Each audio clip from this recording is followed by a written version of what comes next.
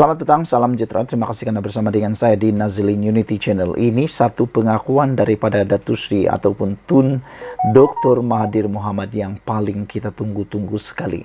Akhirnya, kata Dr. Mahathir Mohamad, keterangan Zeti buktikan saya betul pecat Apandi. Wah, ini cerita tentang apa? Bekas Perdana Menteri Dr. Mahathir Mohamad mendakwa keterangan bekas Gubernur Bank Negara Zeti Aziz adalah bukti bekas Peguam Negara Apandi Ali mengabaikan tugasnya. Dalam hantaran di media sosial, Mahathir turut mempersoalkan mengapa kerajaan ketika pimpinan bekas Perdana Menteri Ismail Sabri Yaakob menyelesaikan saman pemecatan Apandi di luar mahkamah.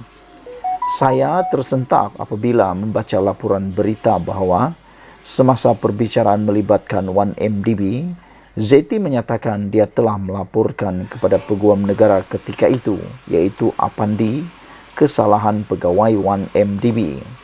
Tetapi Peguam Negara tidak mengambil apa-apa tindakan. Ini seolah-olah bagi saya pengabaian tugas. Namun, Apandi telah menyaman saya kerana pemecatan secara salah. Saya bersedia untuk ke mahkamah bagi menjelaskan mengapa saya perlu membuangnya, kata Mahathir lagi. Mahathir memecat Apandi sejurus selepas PH membentuk kerajaan pada Mei 2018 dan menggantikannya dengan Tommy Thomas. Pada 13 Oktober tahun 2020, Apandi memfailkan saman RM2.2 juta terhadap Mahathir dan kerajaan atas dakwaan dia dipecat secara tidak sah. Melalui tuntutan mahkamah itu, Apandi memohon antara lain pengisytiharan bahawa Dr. Mahathir telah menyalahgunakan kedudukannya dan ini telah mendorong berlakunya pelanggaran kontrak antara dia dan kerajaan Malaysia. Penyelesaian saman itu direkodkan di hadapan Hakim Mahkamah Tinggi Akhtar Tahir pada 13 April 2022. Dalam keterangannya ketika perbicaraan pada 27 Julai lalu, Zeti mengesahkan bahawa pada 13 Ogos 2015, Bank Negara Malaysia menyerahkan kertas siasatan IP kepada AGC dengan SOR untuk memulakan pendakwaan jenayah dan mendakwa 1MDB termasuk pegawai kanannya. Zeti berkata 1MDB dan pegawainya didapati melanggar peruntukan di bawah Akta Kawalan Pertukaran Wang 1953 ECA kerana memberikan maklumat palsu kepada Bank Negara Malaysia dalam permohonannya bagi kebenaran membuat pembayaran di luar negara. Di sebalik semua bukti yang dikumpul dan direkodkan oleh Bank Negara Malaysia dalam IP mengenai 1MDB yang dikemukakan, AGC ketika itu atas sebab yang tidak diketahui pada 11 September 2015 memutuskan bahawa IP yang dikemukakan oleh Bank Negara Malaysia diklasifikasikan sebagai tiada tindakan lanjut atau NFA, kata Zeti. Dalam kenyataannya hari ini, Mahathir terus mengkritik cara Apandi mengendalikan tuduhan rasuah terhadap bekas Perdana Menteri Najib Razak yang kini sedang menjalani hukuman penjara. Satu lagi contoh keputusan salah Apandi ialah menolak semua kes terhadap Najib. Namun, apabila seorang lagi peguam negara iaitu Tommy Thomas membawa kes Najib ke mahkamah, 3 mahkamah dan 9 hakim mendapati Najib bersalah. Jelas sekali Apandi sebagai AG tidak meneliti kes itu secara menyeluruh sebelum mengisytiharkan Najib tiada kes untuk dijawab. Ini sekali lagi menunjukkan pengabaian tugas di pihak Apandi. Namun apabila dia menyaman kerajaan dan saya kerana pemecatan secara salah, kerajaan bersetuju untuk menyelesaikan kes di luar mahkamah dan memberikan Apandi sejumlah wang yang tidak diketahui untuk menggugurkan tindakannya menyaman kerajaan dan saya, kata Mahathir. Ini bermakna kerajaan bersetuju bahawa beliau telah dipecat secara salah. Saya bukan pihak dalam penyelesaian itu. Saya tidak bersetuju bahawa saya telah memecat Apandi secara salah. Kini, laporan bahawa beliau gagal mengambil tindakan terhadap laporan oleh Bank Negara membuktikan beliau tidak menjalankan tugasnya sebagai AJ. Ini mewajarkan lagi pemecatannya sebagai AJ. Bahawa AJ seperti itu diberi pampasan dengan jumlah wang yang tidak diketahui tidak menggambarkan dengan baik kedaulatan undang-undang di negara ini, ujar Mahathir lagi. Apabila Mahathir membuat pengakuan dan pendedahan ini, mata dan pemikiran kita memang terbuka. Sekian dulu untuk kali ini. Jangan lupa tinggalkan komen dan tekan butang subscribe. Kita jumpa lagi. Bye-bye. Selamat petang, salam sejahtera. Terima kasih kerana bersama dengan saya di Nazilin Unity Channel. Ini bukan main-main. Ini perkara yang sangat serius. Perbuatan gurauan boleh dipilih. Perbuatan gurauan harus berhati-hati. Mungkin pada kita gurauan tersebut adalah gurauan semata-mata. Tetapi bagi orang yang menerima gurauan tersebut, mungkin ianya akan membawa kesan yang amat dahsyat, besar dan membawa kesan sehingga ke akhir hayat. Perbuatan yang disangka hanya akan disangka boleh selesai sehari dua, mungkin ianya akan berlanjutan. Apalagi apabila perbuatan gurauan tersebut telah direkam dalam video dan telah tular. Bayangkan anda ialah subjek kepada gurauan tersebut dan orang melihat bagaimana anda menjadi bahan gurauan, terutamanya melibatkan dipukul kepala. Ini semua ialah apabila satu petikan keratan video menunjukkan Sanusi memukul kepala seorang wanita dengan menggunakan gulungan kertas. Ini menimbulkan pelbagai reaksi daripada netizen dan juga daripada aktivis bebas NGO, terutamanya wanita. Salah satu perkara yang kini menjadi tular ialah Menteri Besar Kedah ketuk kepala, Sanusi nak melawak pun melawaklah benda lain, kata seorang pemimpin daripada Pakatan Harapan iaitu Mahfuz Omar. Timbalan Menteri Besar Kedah, Datuk Seri Muhammad Sanusi, tindakan Menteri Besar Kedah, Datuk Seri Muhammad Sanusi Maknor yang mengetuk kepala seorang wanita dengan gulungan kertas seakan-akan bergurau dengan rakyat dianggap sebagai tidak wajar. Pengerusi Pakatan Harapan PH Kedah, Datuk Mahfuz Omar menyifatkan kepala adalah anugerah daripada Allah dan diberikan otak untuk berfikir. Jadi tidak sepatutnya, tidak sewajarnya Sanusi buat begitu. Bagi saya tindakannya kurang elok. Sepatutnya nak melawaklah benda lain, kata beliau. Nak berguraulah benda lain. Jangan bergurau benda-benda yang boleh memberikan gambaran sebab bukan semua orang boleh faham, kata Mahfuz. Apabila kita menjadi pemimpin seperti Menteri Besar, kita seharusnya menjaga benda-benda seperti ini, katanya ketika dihubungi Harapan Daily hari ini. Beliau berkata demikian apabila ditanya tentang video tular yang menimbulkan kontroversi melibatkan Sanusi dan seorang wanita tempoh hari. Ada netizen yang mula memberikan pandangan dan perbezaan. Kata mereka, waktu Anwar Ibrahim membuat gurauan meminta nombor telefon semasa memberikan ceramah baru-baru ini, walaun cuba mengatakan yang tak baik untuk Anwar Ibrahim. Mereka sekarang ini, para penyokong Anwar Ibrahim membuat perbandingan. Mana yang lebih teruk? Kata mereka, Anwar Ibrahim bergurau hanya meminta nombor telefon.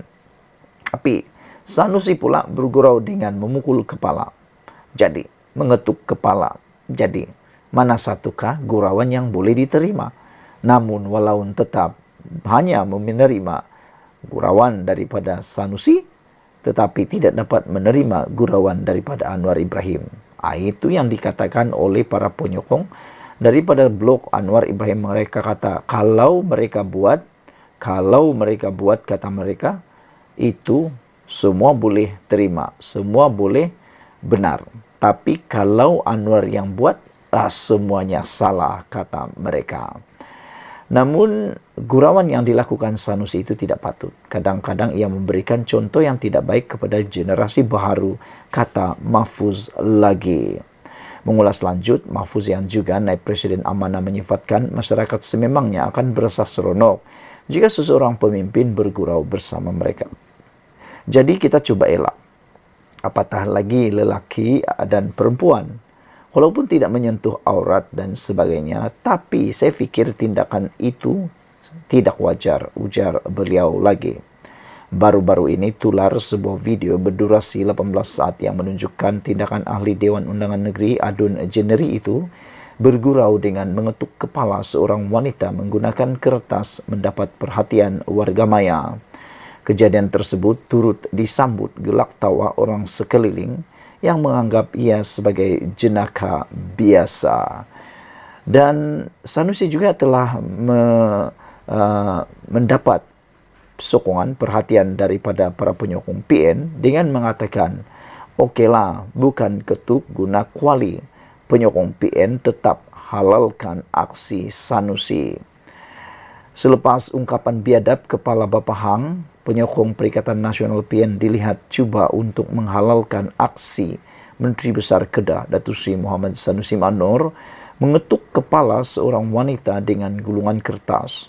Malah mereka mendakwa individu bertudung warna perang yang diketuk itu merupakan anak saudara ahli Dewan Undangan Negeri Adun Jeneri berkenan. Sekian dulu untuk kali ini. Jangan lupa tinggalkan komen Anda, tekan butang subscribe. Kita jumpa lagi. Bye-bye. Selamat petang, salam sejahtera. Terima kasih kerana bersama dengan saya di Nazilin Unity Channel. Isu tentang pengislaman oleh Anwar Ibrahim kini menjadi hangat di media sosial. Namun demikian, ini pula apa yang dikata oleh Mufti baru-baru ini. Parti Islam cuma rekaan manusia. Tak jatuh kafir kalau tak sokong, kata Mufti. Mufti Pulau Pinang Datuk Seri Dr. Wan Salim Wan Muhammad Nur tidak bersetuju dengan label kafir terhadap seorang umat Islam sekiranya tidak menyokong Parti Islam. Beliau berkata, Parti Islam rekaan manusia itu bukan bersifat suci atau sakral yang tidak mengikat seorang Muslim menyokongnya. Maka keputusan untuk tidak menyokong Parti Islam tidak menjadikan seseorang Muslim itu berdosa maupun kafir. Mana-mana individu atau kumpulan boleh mendakwa memperjuangkan Islam, tetapi dakwaan ini mestilah dibuktikan dengan jelas dalam realiti kehidupan. Perlu diingatkan, Islam tidak akan tegak dengan slogan semata-mata, tetapi ia ditegakkan dengan amalan dalam kehidupan rakyat sejahtera dan berkebajikan di samping pentadbiran negara yang baik, bersih dan cekap, kata beliau lagi. Islam boleh ditegakkan secara bijaksana tanpa mencanangkannya kepada umum, seperti melaksanakan keadilan sosial, meratakan kebajikan, membasmi kemiskinan, membenteras rasuah dan maksiat dan sebagainya, katanya dalam kenyataan media.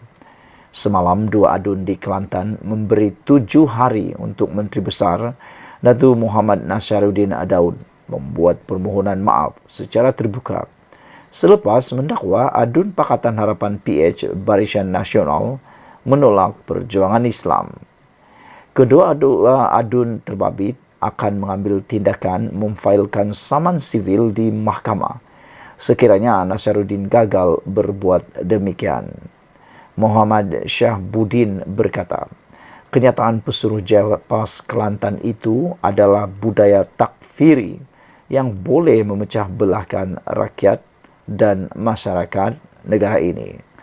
Dalam sedutan ceramah Nasharuddin, beliau berkata, terima kasih banyak-banyak kepada rakyat Kelantan ini. Mu beri sokongan kepada perjuangan Islam. Alhamdulillah, orang muda bersemangat. Orang tua tu hok sok mo dah sokong perjuangan Islam. Orang muda pun sokong, kata beliau. Alhamdulillah sehingga tinggal 2 kerusi. Tak pula, kena ada juga takut orang nak tengok lagu mana hok lawan perjuangan Islam ni. Jadi rakyat boleh tunjuk hok 2 tu, katanya lagi di dalam ucapan tersebut. Susulan daripada itu, 2 adun PHBN telah pun meminta atau menuntut Menteri Besar Kelantan yang baru itu untuk memohon maaf dalam tempoh 7 hari. 7 hari untuk Menteri Besar Datu Nasharuddin, Daud membuat permohonan maaf secara terbuka berhubung selepas mendakwa 2 adun Pakatan Harapan PH Barisan Nasional menolak perjuangan Islam.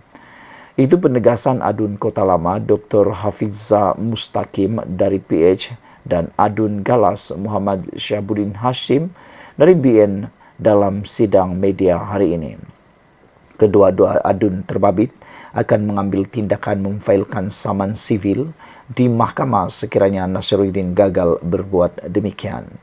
Muhammad Syabuddin berkata kenyataan Pesuruhjaya PAS Kelantan itu adalah bukti takfiri yang boleh memecah belahkan rakyat dan masyarakat negara ini. Kami tersinggung dengan penyataan Menteri Besar ini yang saya anggap sebagai melampau dan ekstrim dan ia mewakili 10,742 rakyat Galas yang mengundi BN dan 9,691 rakyat Kota Lama mengundi PH, katanya dalam satu sidang media bersama Dr. Hafizah hari ini. Sebelum ini, Nasharuddin dalam satu rekaman video yang tular mendakwa kemenangan PAS masa pilihan raya PRN Kelantan 12 Ogos lalu adalah kemenangan perjuangan Islam. Ketua Penerangan PAS Kelantan yang juga digelar Panglima Perang PAS Negeri turut menyifatkan 2 kerusi yang dimenangi PHBN sebagai pihak yang menentang perjuangan Islam.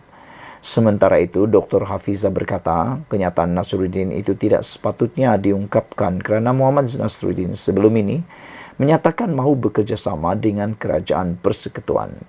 Ini bertentangan dengan semangat federalisme, tidak menghormati langsung bahawa dalam negara demokrasi kita ada pilihan rakyat untuk memilih dan kita akan melaksanakan tanggungjawab sebagai penyemak dan imbang dalam Dewan, sedangkan peringkat tertinggi memandang serong kepada kita, katanya.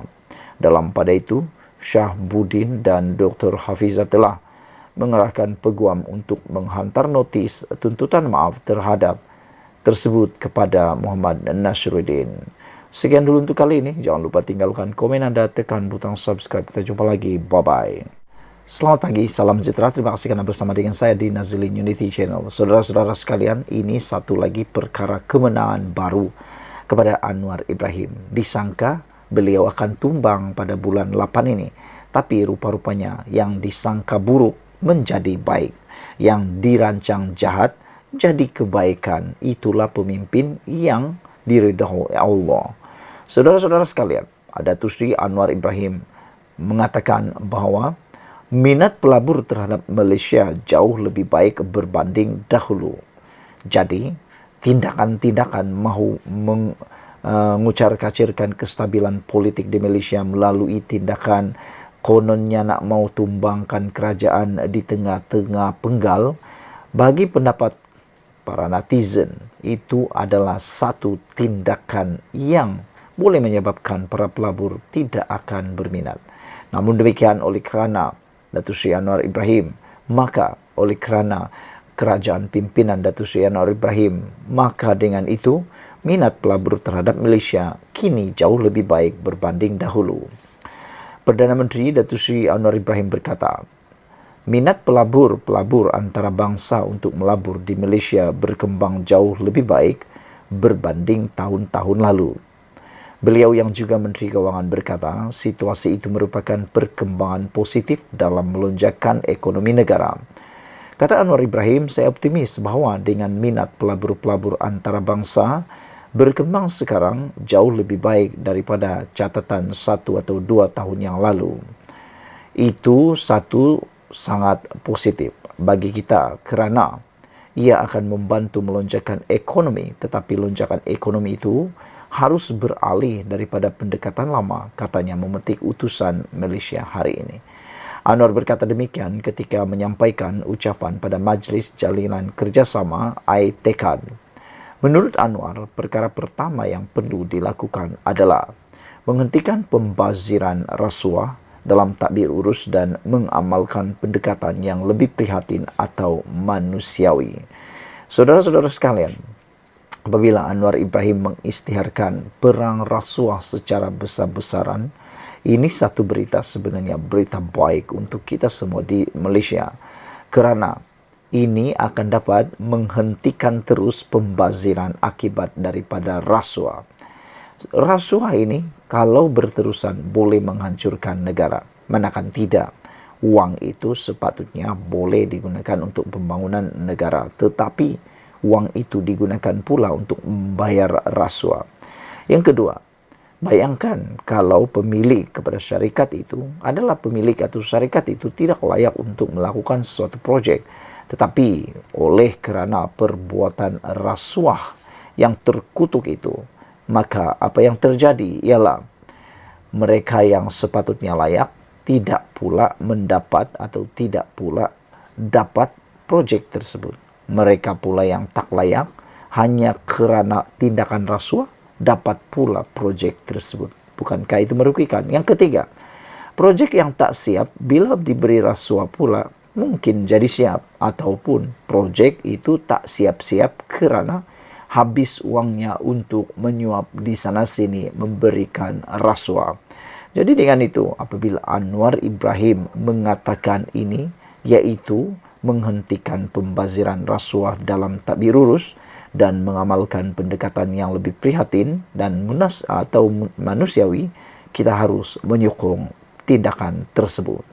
Ketiganya, kata Anwar Ibrahim, fokus pada isu dan bidang-bidang yang kita agak ketinggalan, termasuk keselamatan makanan, soal transformasi digital dan bidang-bidang teknologi maklumat IT yang menurut Anwar Ibrahim yang nampak kita belum tingkatkan sepatutnya. Terdahulu, Perdana Menteri mengumumkan dana tambahan sebanyak RM6 juta kepada program iTech tahun ini sebagai usaha untuk terus memperkasa usahawan mikro berpendapatan rendah. Tambahan itu merupakan penjimatan yang dilakukan oleh kerajaan dalam belanjawan tahun 2023, kata beliau lagi.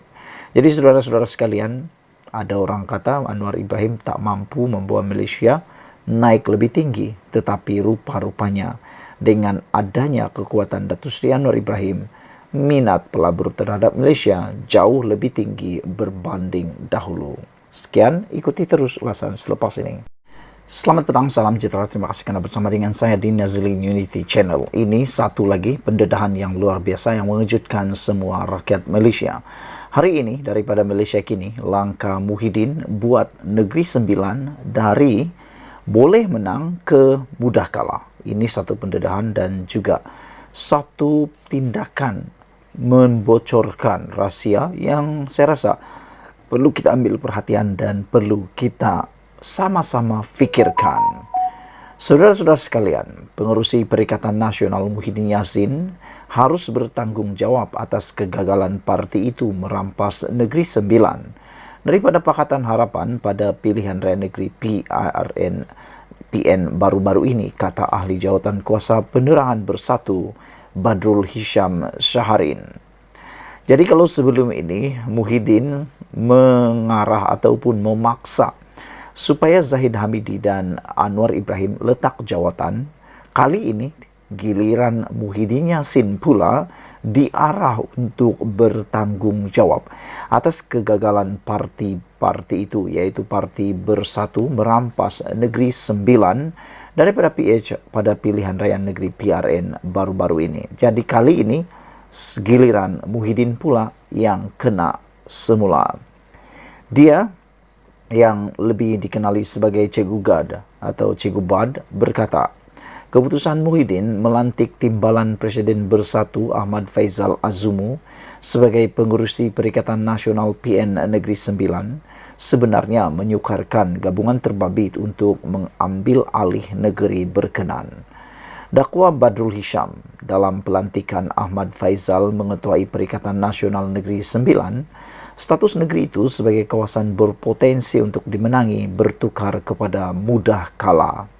Malah dia juga mendakwa ada antara calon yang dikemukakan bersatu dalam PRN pada 12 Ogos lalu sebenarnya dipilih selepas mereka dicadangkan beberapa ketua cawangan UMNO.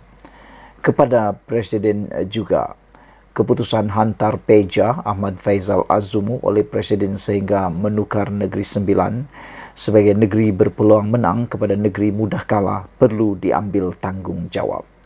Senarai calon beberapa orang umur 70 tahun ke atas, calon tak sedia tanding, tak ada jentera tanpa persediaan kewangan, sangat pelik dan seolah-olah sengaja untuk mencari kalah, kata beliau lagi. Senarai calon lebih bersedia diketepi dengan alasan-alasan bodoh, seperti calon umur 75 tahun dicadangkan 8 ketua cawangan UMNO, katanya dalam satu hantaran di Facebook semalam. Berbeza dari pusat, pada PRN lalu PN meletakkan calon di semua 36 kerusi Dewan Undangan Negeri DUN namun hanya mampu memenangi 5 daripadanya. Ia berlaku ketika Perikatan Nasional mengeluarkan kononnya mampu merampas Negeri Sembilan daripada PHBN sekaligus membuka jalan menggantikan kerajaan pusat. Kemenangan PHBN menyaksikan Parti Kerajaan Perpaduan mengesuai 2/3 DUN Negeri Sembilan. Negeri Sembilan banyak isu besar, semua tidak keluar ketika PRN. Adakah wujud sebarang rundingan secara sulit? Soalnya lagi. Dia yang sebelum ini kritikal terhadap Putrajaya berkata, meskipun kesilapan dalam strategi gabungan itu masih boleh diterima, tiada siapa yang tampil untuk bertanggung jawab atas kekalahan besar Perikatan Nasional di Negeri Sembilan. Badrul Hisham juga mendakwa dia ada mengingatkan Muhyiddin bahawa kekuatan bersatu dan Perikatan Nasional bukanlah daripada kepimpinan tertinggi. Sebaliknya, akar umbi dan kekuatan gelombang rakyat. Sementara itu, dia turut mempersoalkan mengapa Bersatu Kedah hanya menamakan 3 wakil rakyat untuk mengisi jawatan Exco dalam kerajaan negeri serta seorang timbalan Speaker Dewan Undangan Negeri di Kedah. Dia mendakwa perkara itu didedahkan menerusi surat Bersatu Kedah kepada Menteri Besar Muhammad Sanusi Maknor. Kenapa ini boleh berlaku sedangkan keputusan berbeza dengan keputusan Bersatu Pusat, kata beliau lagi. Jadi saudara-saudara sekalian, rupa-rupanya Cikgu Bad juga mempersoalkan mengapa Bersatu Kedah hanya menamakan 3 wakil rakyat untuk mengisi jawatan Exco dalam kerajaan negeri serta seorang timbalan Speaker DUN. Cikgu Bad mendakwa perkara itu didedahkan menerusi surat Bersatu Kedah kepada Menteri Besar Kedah iaitu Muhammad Sanusi Maknor. Sekian dulu untuk kali ini. Ikuti terus ulasan selepas ini. Selamat petang, salam sejahtera. Terima kasih kerana bersama dengan saya di Nazilin Unity Channel. Yang ini saya paling setuju dengan Anwar Ibrahim. Saya salut Datuk Seri Anwar Ibrahim dengan keputusan ini. Beliau tak tahan lagi dengan keadaan tata kelola yang ada menjadi budaya di negara Malaysia. Anwar Ibrahim akhirnya memberikan keputusan yang kita tunggu-tunggu, terutamanya saya. Apabila Anwar Ibrahim kata, hentikan amalan komisen untuk projek pembangunan. Anda faham maksud komisen? Kalau anda faham, bagus. Kerana pada pendapat saya, tindakan memberikan komisen dalam amalan projek pembangunan ini menyebabkan peruntukan dalam sesuatu projek itu menjadi kecil. Bayangkan kalau peruntukan dalam satu projek itu hanya, contohlah katakanlah 100,000. Tapi pemberian komisen pula dibahagi-bahagi, komisen sini, komisen sana dan sebagainya. Tinggal berapa lagi kah uang yang sebenar-benarnya boleh dibuat untuk projek, menyiapkan projek tersebut. Silap-silap tinggal 50% sahaja daripada nilai asal. Ini menyebabkan kualiti kerja yang terhasil diselesaikan itu secara otomatiknya boleh menyebabkan ianya menjadi amat teruk dan buruk. Kerana asalnya 100,000, tetapi kerana tindakan perbuatan-perbuatan komisen ini menjadikannya tinggal 80 atau 50,000 sahaja lagi.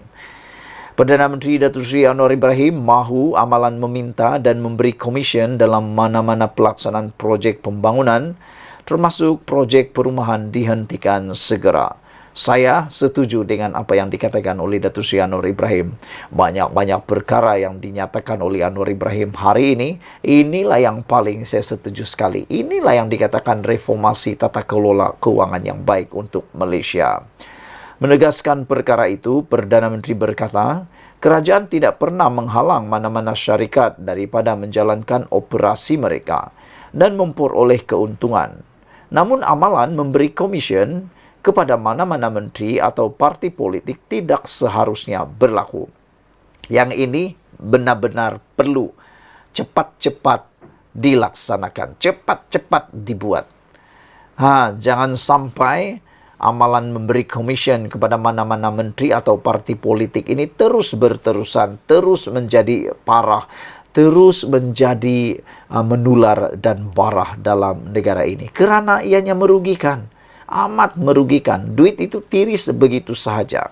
Projek mungkin tak siap atau siap tapi kualitinya buruk. Manakala orang yang dapat komisen senyum-senyum dapat uang percuma. Ada keuntungan syarikat, tiada masalah. Tapi janganlah potong RM10 juta atau RM15 juta untuk Pak Menteri atau parti seperti amalan sebelum ini. Ini yang merosakkan, kata Anwar Ibrahim. Ini betul-betul satu pendedahan rahsia yang saya tak sangka.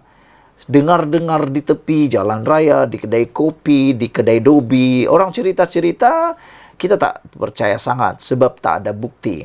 Kita tak berani mengiyakannya. Tapi kalau Anwar Ibrahim sendiri yang kata, begini, ada keuntungan syarikat, tiada masalah, kata Anwar Ibrahim. Saya setuju. Keuntungan itu adalah habuan kepada mereka yang bekerja keras. Tapi kata Anwar Ibrahim, ini pendedahan yang kita tunggu-tunggu. Tak pernah kita sangka berani dikatakan oleh Anwar Ibrahim. Perdana Menteri yang lain saya tak pernah dengarlah. Pernahkah mereka cakap atau tidak, saya pun tak pasti. Tapi Anwar Ibrahim kata, janganlah potong 10 juta atau 15 juta untuk Pak Menteri atau parti seperti amalan sebelum ini. Jadi maknanya Anwar Ibrahim menyatakan, memang amalan ini pernah berlaku sebelum ini. Bayangkanlah saudara, potongan sehingga 10 juta, sehingga 15 juta. Kalau itu uang hanya 20 juta, 100 juta, 10 juta free dapat diberikan kepada menteri atau parti politik menurut Anwar Ibrahim. Kata Anwar Ibrahim, ini yang merosakkan. Adakah Anda setuju dengan pendapat ini? Adakah Anda setuju dengan apa yang didedahkan oleh Anwar Ibrahim ini? Kalau Anda setuju, sila tinggalkan dalam ruangan komen Anda. Saya setuju. Saya faham ramai yang marah saya kerana menyinggung hal ini. Tapi semua orang tahu. Tanyalah pemaju wilayah persekutuan. Kata beliau lagi. Adakah saya betul atau salah? Atau saya sengaja membesar-besarkan? Atau saya bercakap benar? Soal Anwar lagi. Hakikatnya, semua mengakui ini telah menjadi amalan. Jadi kita harus hentikan amalan buruk ini, katanya, ketika merasmikan Majlis Pecah Tanah Residensi Wilayah dan Residensi Prihatin Madani serta Pusat Penjajah Madani di Desa Tasik Sungai Besi di Kuala Lumpur hari ini. Perdana Menteri berkata adalah lebih baik peruntukan komisen berkenan dipulangkan kepada rakyat dengan mewujudkan banyak pembangunan projek seimbang, meliputi pembinaan projek perumahan bagi rakyat berpendapatan rendah dan pusat penjajah yang lebih tersusun. Merujuk Ibu Negara Kuala Lumpur yang kini berkembang pesat dan dipacu pembangunan, Anwar berkata, kerajaan perpaduan menetapkan syarat agar dalam pembinaan projek perumahan terbaru atau baharu, ia perlulah seimbang bagi mewujudkan sebuah ibu kota prihatin, ibu kota madani.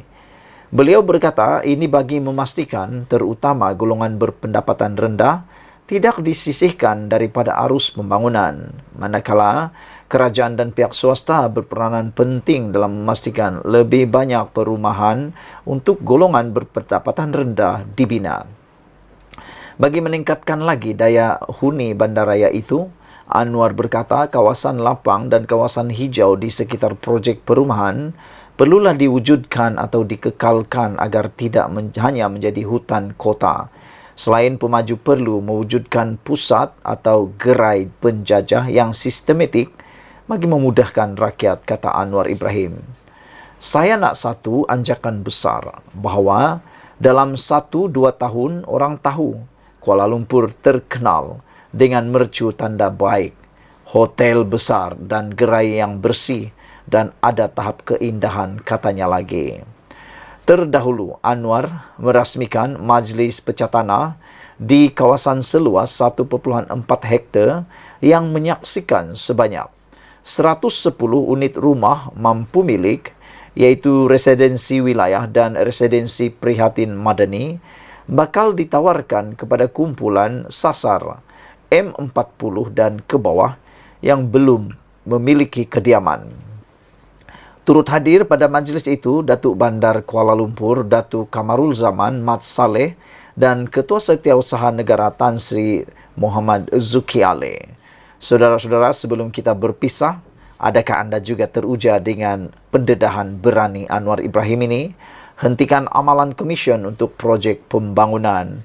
Anwar juga berkata, ada keuntungan syarikat tiada masalah. Tapi janganlah potong 10 juta ringgit atau 15 juta ringgit untuk Pak Menteri atau parti seperti amalan sebelum ini.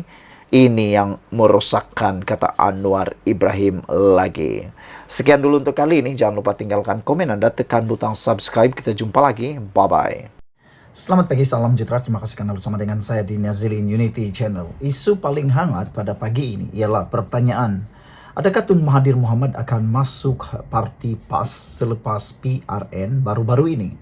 Ini semua apabila timbul persoalan di mana hala tuju proklamasi orang Melayu atau POM yang baru-baru ini diperjuangkan kononnya oleh Mahathir Mohamad.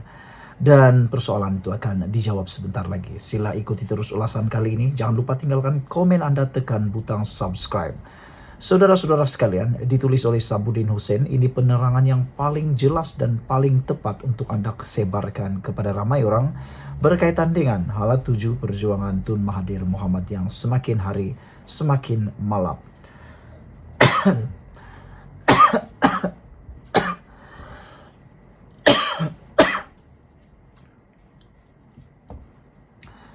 Saudara-saudara sekalian, selepas proklamasi Melayu menyepi, adakah Mahathir Mohamad akan menyertai PAS?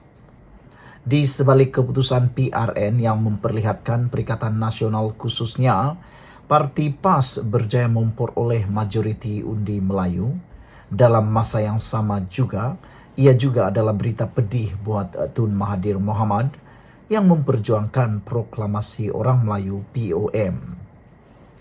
Tanpa kelompok itu terlibat dalam kempen, cubaan meletakkan 17 nama sebagai calon tidak diendahkan. Tiada mana-mana pemimpinnya termasuk Tun Mahathir yang turun padang berkempen. Malah, POM tidak pun menjadi sebutan sesiapa yang bertanding sama ada bersatu atau PAS dalam pilihan raya baru-baru ini. Hakikatnya, Perikatan Nasional tetap berjaya meletakkan dirinya sebagai pencabar unggul kepada Pakatan Harapan dan Barisan Nasional. Lalu, kemana perjuangan POM selepas ini? Kalau diteliti, perjuangan POM ini digerakkan hanya setelah Tun Mahathir yang sebelumnya bersama Pejuang dan GTA kalah dengan parah pada PRU 15 yang lalu.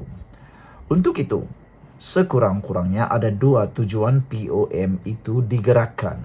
Pertama, untuk menekan dan menjatuhkan Anwar Ibrahim yang merupakan musuh Tun Mahathir dan telah berkali-kali cuba dihalang oleh Tun Mahathir untuk menjadi Perdana Menteri. Kedua, untuk memperlihatkan Tun Mahathir masih relevan dalam dunia politik negara serta menjadikan dirinya ada tiket untuk bersama-sama dengan Perikatan Nasional yang merupakan satu-satunya blok pembangkang yang ada dalam negara ini. Berdasarkan keputusan PRU 15 di mana semua calon pejuang telah pun kalah teruk dan hilang deposit, Tun Mahathir sedar beliau tidak boleh lagi berjuang melalui blok ketiga, terutama dalam usahanya yang tidak pernah berhenti mahu menjatuhkan Anwar. Namun, untuk beliau terus bersama Perikatan Nasional, tentu ada sedikit rasa malu dalam dirinya. Berikutan Muhyiddin yang pernah memecatnya daripada bersatu itu dapatlah dilindungi kononnya demi membela nasib orang-orang Melayu. Untuk beliau terus bersama PN, tentu Mahathir ada sedikit rasa malu dalam dirinya berikutan perbalahannya dengan Muhyiddin Yassin pada tahun 2020 lalu selepas berlakunya peristiwa Langkah Sheraton. Jadi setidak-tidaknya dengan menggagaskan POM, Proklamasi Orang Melayu, rasa malu untuk kembali bertaut dengan Muhyiddin yang pernah memecatnya daripada bersatu itu dapatlah dilindungi. Kononnya demi untuk membela nasib orang-orang Melayu. Itulah yang terjadi, di mana setelah sedikit sebanyak menggerakkan POM dengan pelbagai aktiviti, Tun Mahathir akhirnya membuka mulut dan menyatakan sedia bekerjasama dengan Muhyiddin. Kedua-dua mereka telah bertemu sebelum PRN itu. Pun begitu, berikutan Muhyiddin kekal sejuk dan tidak menunjukkan jiwa sepenuh hati dalam pertemuan itu. Begitu juga dengan Hamzah Zainuddin selaku Ketua Pembangkang dan Setiausaha Agung PN atau Bersatu turut tidak berlebih-lebihan dalam memberi respon kepada Proklamasi Orang Melayu dan Tun Mahathir. Sudahnya tiada apa-apa jalinan kerjasama yang berjaya terbina. Sebelum penamaan calon, seorang utusan Proklamasi Orang Melayu atau POM telah datang menemui Hamzah dengan membawa 17 nama bagi dipertimbangkan sebagai calon Perikatan Nasional dalam PRN atas tiket PN. Malamnya, tiada satu pun nama yang dihantar itu diberi pertimbangan oleh Perikatan Nasional. Maka dengan itu, walaupun sebelum ini POM agak riuh rendah dengan pelbagai program dan mengeluarkan kenyataan atas banyak isu, disebabkan tidak berjaya menumpang sebagai calon atas nama PN itu, mereka akhirnya senyap sunyi dan langsung tidak berbunyi sepanjang tempo kempen PRN diadakan. Pendek kata, dengan tidak ada wakil POM menjadi calon, seterusnya tidak turun membantu berkempen dan POM juga tidak disebut sepanjang kempen, gagasan perjuangan Tun Mahathir itu pada hakikatnya telah dilupakan terus ketika kempen PRN lalu. Artinya, walaupun PN berjaya memenangi majoriti undi Melayu dan menawan sebagian besar kawasan Melayu, ia bukanlah disebabkan oleh Proklamasi Orang Melayu. Jauh sekali ada cop jari peranan daripada Tun Mahathir atas kejayaan PN itu. Sekali lagi, ke mana POM selepas ini? Terutama Tun Mahathir tentunya belum padam lagi gairahnya daripada mahu menjatuhkan Anwar Ibrahim. Apakah sebagai pilihan akhir setelah tiada lagi pilihan, Tun Mahathir akhirnya akan menyertai PAS? Itu persoalan besar yang akan terjawab tidak lama lagi. Sekian dulu, sila tinggalkan komen Anda, tekan butang subscribe bagi yang belum tekan butang subscribe untuk membantu mengembangkan channel ini. Malaysia kita punya, kita jaga sama-sama, cintai Malaysiaku. Bye-bye.